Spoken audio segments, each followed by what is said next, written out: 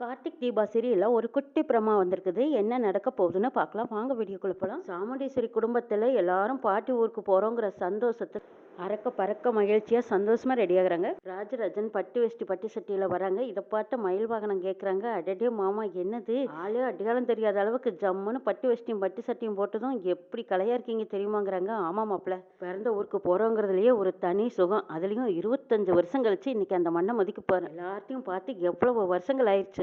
இன்னைக்கு தான் அது நிறைவா சந்தோஷமா என் ஊர் மக்களையும் என் சொந்த பந்தம் அம்மா அப்பா எல்லாத்தையும் சேர்ந்து வாப்பில் பார்க்க போறேன். கோயில் விசேஷத்தையும் சிறப்பா முடிச்சுட்டா அது என் மனசுக்கு ரொம்ப ரொம்ப திருப்தியா இருக்குங்கிறாங்க ராஜராஜன். நீங்க ஒன்றும் கவலைப்படாதீங்க, அதுக்கு தான் சிலம்பு சகல எல்லா ஏற்பாடும் பண்ணிட்டாருல்ல. இத்தனை வருஷத்துல எப்பவாவது திரும்ப அந்த ஊருக்கு போவோம்னு நீங்க நினைச்சு பார்த்துருப்பீங்களா? ஆனா இன்னைக்கு பாத்தீங்கல்ல, ரேவதியும் சிலம்பும் அத்தை கிட்ட பேசி உங்களுக்காக இப்படி ஒரு நல்ல நாள் அமைச்சு கொடுத்துருக்காங்க. உங்க சார்பில் நாங்களும் திரும்ப அந்த ஊருக்கு வரோம். குடும்பத்தோட எல்லாரும் உங்க ஊருக்கு போறோம்னு நினைக்கும் போது ரொம்ப ரொம்ப சந்தோஷமா இருக்கு. இதுலயும் எல்லாத்தையும் தாத்தாவும் பாட்டியும் பார்த்தாங்கன்னா இன்னும் அளவில்லாத சந்தோஷப்படுவாங்கங்கிறாங்க. ஆமா மாப்பிள்ள, எங்க அம்மாவுக்கு சொல்லிக்கவே வேணாம், தலகால் புரியாது, அந்த அளவுக்கு சந்தோஷத்துல இருக்கும். அப்பா அவ்வளவு கம்பீரமா இருப்பாங்க, ஆனா உள்ளுக்கள பாசத்துக்கு அவரும் என்ன மாதிரி ஒரு ஏக்கப்பட்டவர் தாங்கிறாங்க ராஜராஜன். என்ன எல்லாரும் ரெடி ஆயாச்சான்னு சாமுண்டீஸ்வரி வராங்க. கேட்டுக்கிட்டே வரும்போது அந்த பக்கம் சந்திரா ரெடியாகி வந்திருக்காங்க. இந்த பக்கம் ரோஹிணியை காணுமேன்னு கேட்கவும், அத்தை ரோஹிணி அப்பவே நான் கூட்டிட்டு போய் கார்ல குறைச்சிட்டேன். ரோஹிணி தாத்தா பாட்டி ஊருக்கு போறாங்கிற சந்தோஷத்துல எல்லாத்துக்கும் முன்னாடி கிளம்பி வந்துட்டா. வந்ததும் முன்னாடி போய் கார்ல உட்காந்துட்டாங்கிறாங்க. எங்க ரேவதி மாப்பிள்ளை இன்னும் காணுமேங்கிறாங்க. இதோ வந்துருவாங்களே அப்படின்னு சொல்லி பார்த்துட்டு இருக்கும்போது ரேவதியும் கார்த்தியும் வராங்க. மாப்பிள்ளை ரெடி ஆயிட்டீங்களா அப்படின்னு சாமுண்டீஸ்வரி கேட்கவும், அத்தை போகலாம் அப்படிங்கிறாங்க கார்த்தி. சரி போங்க எல்லாரும் போய் காரில் உட்காருங்க அப்படின்னு சொன்னதுக்கப்புறம் ராஜராஜன் ஓடி வந்து கார்த்திகிட்ட கேட்குறாங்க, மாப்பிள்ளை ஊருக்கு போயிட்டு திரும்பி வரும்போது இதே சந்தோஷத்தோட வருவோமான்னு எனக்கு தெரியல, இருந்தாலும் கேட்குறேன். ஊருக்காரங்க எல்லாத்துக்குமே நீங்கள் தான் எங்கள் அம்மாவோட பேரனுங்கிறது எல்லாத்துக்குமே தெரியும். அதுலேயும் அந்த விருமன் வேற எப்போ பழிவாங்களான்னு காத்து கிடக்குறான். அவன் அம்மாவையே பஞ்சாயத்தில் நிற்க வச்சு பல கேள்வி கேட்டுவேன். இன்னைக்கு சும்மா விடுவானா? சாமுண்டீஸ்வரிக்கு முன்னாடி நீங்கள் தான் எங்கள் அம்மாவோட பேரை என் தங்கச்சியோட பையன்னு தெரிஞ்சா சரியான பிரச்சனை பண்ணிடுவாளே சாமுண்டீஸ்வரி, என்ன பண்றது மாப்பிள்ளைங்கிறாங்க ராஜராஜன். ஆமா சகல, நான் கூட உங்ககிட்ட கேட்கணும்னு தான் நினைச்சேன். எல்லாரும் போய் சந்தோஷமா நிகழ்ச்சியெல்லாம் நடத்தி முடிச்சுட்டு உண்மையெல்லாம் தெரிஞ்சதுக்கு அப்புறம் சாமுண்டீஸ்வரி, நீங்க தான் என்னோட தங்கச்சி பையன் எங்க அம்மாவோட பேரன் உண்மை தெரிஞ்சா வீட்டுல வந்து பெரிய பூகம்பமே வெடிச்சிருமே. சாமுண்டீஸ்வரி எதுவும் உங்க மேல மதிப்பும் மரியாதையும் வச்சிருக்கா. உண்மை என்னன்னு தெரிஞ்சா இதே மதிப்போடும் மரியாதையோடும் நடத்துவாளான்னு எனக்கு தெரியல மாப்பிள்ள. எனக்கு நினைச்சு பாக்குறக்கே பயமா இருக்குது.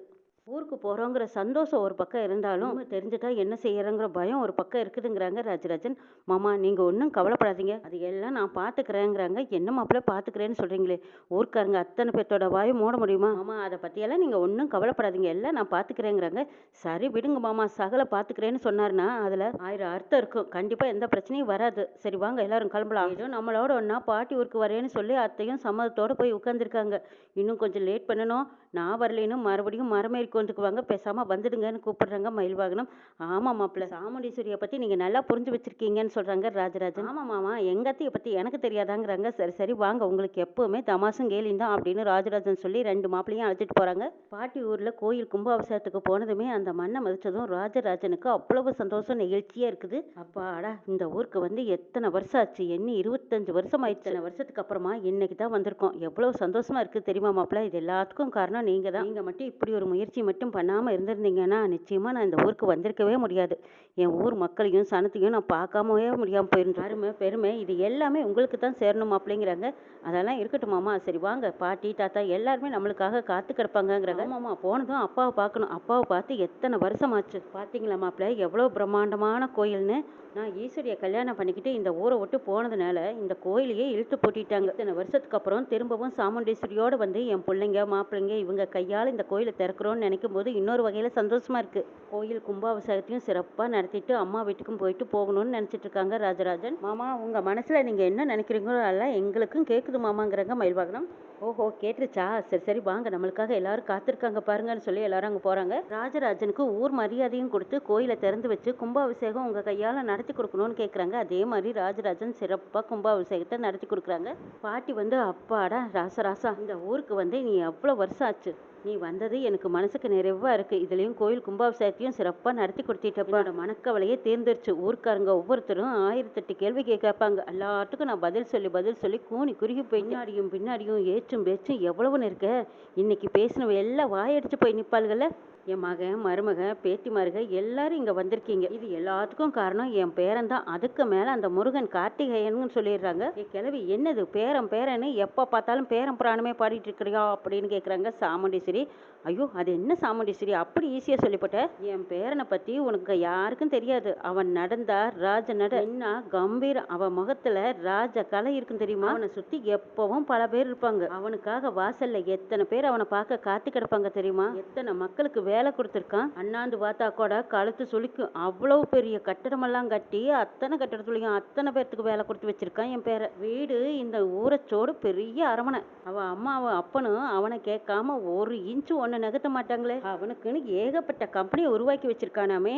அத்தனை கம்பெனிலையும் அவனுக்காக காத்து கிடக்குறவங்க நிறைய பேர். அவன் கையெழுத்துக்காக மணிக்கணக்கில் காத்து கிடப்பாங்க. இத்தனை மணிக்கு தான் வருவான்னு சொன்னா என் பேரை வர நேரத்துல அத்தனை பேரும் கையில என்னமோ புஸ்தகமாட்ட கொண்டுகிட்டு வந்து உட்காந்து கிடப்பாங்க.